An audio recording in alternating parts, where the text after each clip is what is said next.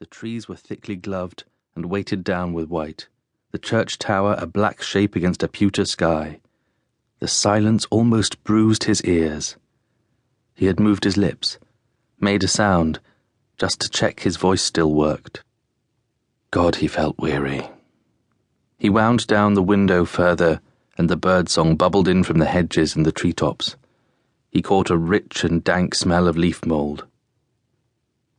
He had thought that the bustle and excitement of Nicky's wedding would bring some kind of change, flick the tracks, and send them into a project they would tackle together.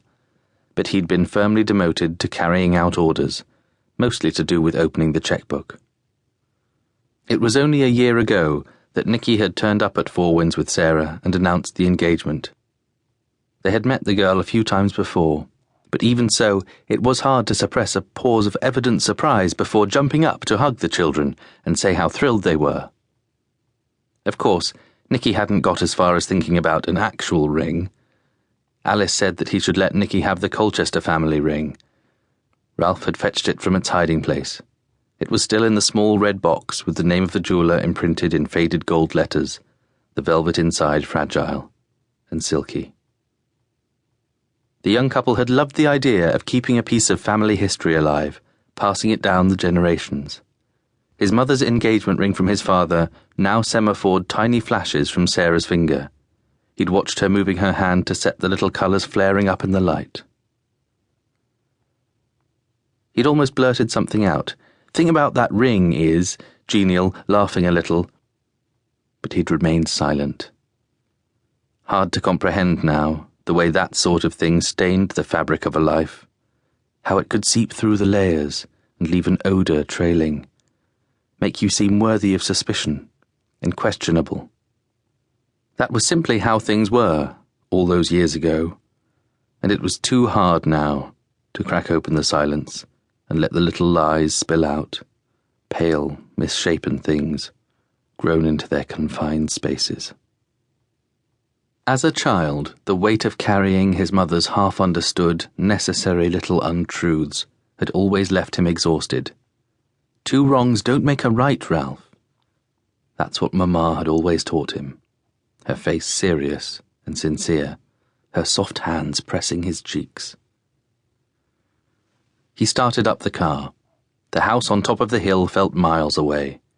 Everyone remote in their all-consuming business. Everyone happy. And that's how he should leave it.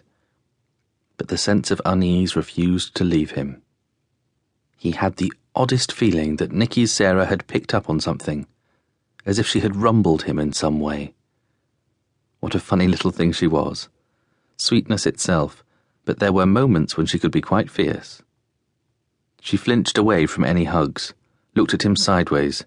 He could think of nothing he had done to merit such a reaction. And yet there it was, slight but perceptible. She didn't trust him.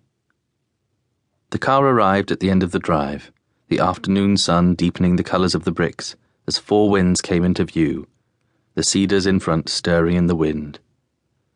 Home. He felt a twist of longing for the place, as if he were already gone. Alone in the guest bedroom, Sarah had that thing you get in other people's places. She was hungry, but she didn't feel she could waltz into the cavernous kitchen, rummage through their bread bin, and get the butter from the fridge. Her stomach turned over, tight and empty. But then she never felt like herself at Nicky's parents'. The house was pervaded by a faint smell of wood ash and old polish, and a breezy tone from the air that circulated through the tall sash frames, sometimes making them thump when the wind got up.